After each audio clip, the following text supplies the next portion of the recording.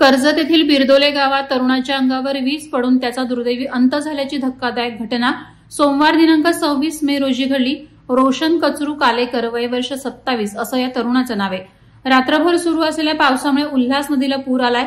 नदीजवळच कालेकर कुटुंबियांची शेती आहे। पुरामध्ये शेतीचं किती नुकसान झालं हे पाहण्यासाठी रोशन गेला असताना ही दुर्घटना घडली। कर्जत तालुक्यात रात्री सर्वत्र ढगफुटी सदृश्य पाऊस झाल्याने उल्हास नदीला पूर आलाय। रात्रभर विजांचा लखलखाट आणि ढगांचा गडगडाट सुरू आहे। मध्यरात्री देखील प्रचंड प्रमाणात पाऊस सुरू होता। त्यामुळे गावाच्या कडेला उल्हास नदीला आलेल्या पुराचं पाणी आपल्या शेतात आल्यानं आणि त्यातून शेताचं किती नुकसान झालं हे पाहण्यासाठी रोशन कालेकर हा तरुण सकाळी 7 वाजता छत्री घेऊन घरातून बाहेर पडला होता। त्यावेळी देखील आकाशात विजा चमकत होत्या आणि ढग गडगडत होते। मात्र तरी देखील शेती पाहण्यासाठी रोशन गेला तो पुन्हा घरी परत आला नाही।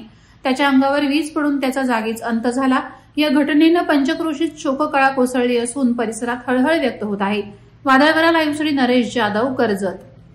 नवी मुंबई व रायगड जिल्ह्यातील ताज्या बातम्या आणि घडामोडींसाठी सबस्क्राईब करा वादळवारा लाईव्ह चॅनल आणि दाबा बेल आयकॉन।